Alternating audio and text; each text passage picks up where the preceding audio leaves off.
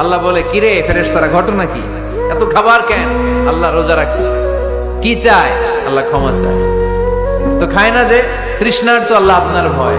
আমার দেখছে না, আল্লাহ আপনারা দেখে নাই। জান্নাত দেখে নাই, আমার জাহান্নাম দেখেছে। আল্লাহ কিন্তু জানে, তারপরে ফেরেশতাদের মুখ থেকে বের করা হবে। সুবহানাল্লাহ পড়ে। আমার জাহান্নাম দেখেছি কিনা বলো। ফেরেশতারা বলে, না জাহান্নাম দেখে নাই।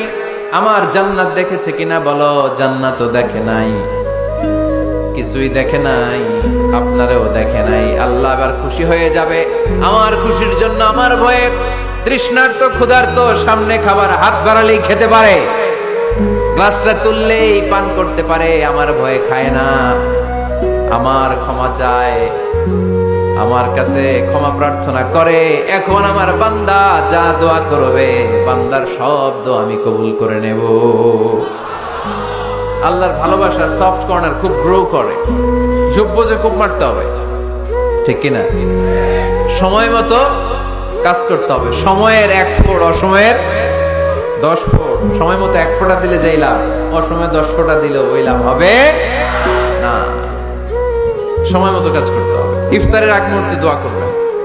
বাইনাল আযানি ওয়াল ইকামা, আল্লাহর হাবিব সাল্লাল্লাহু আলাইহি ওয়াসাল্লাম বললেন, আদ-দুআউ লা ইউরাদ্দু বাইনাল আযানি ওয়াল ইকামা। আযান এবং ইকামতের মাঝখানে দোয়া করলে ওই দোয়া আল্লাহ কখনো ফিরিয়ে দেয় না। জোহরের আযান হইছে, সুন্নত নামাজ পড়ে বসে আছেন, মুয়াজ্জিন সাহেব আসে না, ইমাম সাহেবও বেরোয় না। এই সময়টা অনেকে কিছুই করে না, ঘড়ির দিকে তাকায় থাকে, মোবাইল টিপে, পাশের লোকের সাথে কথা বলে। কিন্তু এটা যে it's a very high time to make দোয়া, এটা যে দোয়া করার সবচেয়ে দামি সময়, এটা অনেকে টেরই পায় না। ইউসুফের খিলের ভাইয়েরা, আপনাদের মনে থাকবে তো, আযান ইকামতের মাঝখানে সময় পাইলে কি করবেন? লিস্ট করবেন কি কি লাগবে।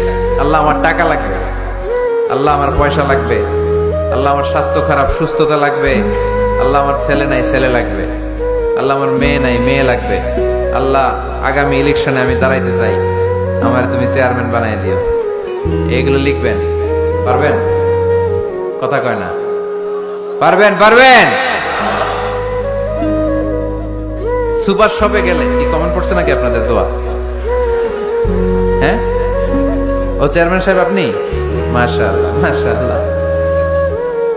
তো এই যে এগুলো লিখবেন। সুপার শপে গেলে কিন্তু আমরা লিস্ট করি, চাল লাগবে, ডাল লাগবে, রসুন লাগবে, পেঁয়াজ লাগবে, করি না লিস্ট? দেখেন দুনিয়ার জন্য কত কনসাস আমরা, কত সচেতন, কিন্তু আল্লাহর কাছে কি চাওয়া লাগবে ওইটা নিয়ে টেনশন নাই। লিস্ট করবেন আর যাবেন। এরপর আল্লাহর হাবিব বললেন, দুবুরা সালাওয়াতিল মাকতুবা, প্রত্যেক ফরজ সালাতের পরে আমরা যে আল্লাহর কাছে দোয়া করি, ওই দোয়া কবুল করে কে? তাসবিহ পড়বেন আগে, এরপরে দোয়া। ওইটা আমাদের দেশে যেটা, ওইটা না। আসসালামু আলাইকুম রাহমাতুল্লাহ, আসসালামু আলাইকুম রাহমাতুল্লাহ, আল্লাহুম্মা আমিন ইয়া আরহামার রাহিমিন। আছে না এরকম একটা দোয়া? আল্লাহর হাবিব কিন্তু এরকম করতেন না, সাহাবারা করতেন না। ওনারা বসে বসে তাসবিহ পড়তেন লম্বা সময়।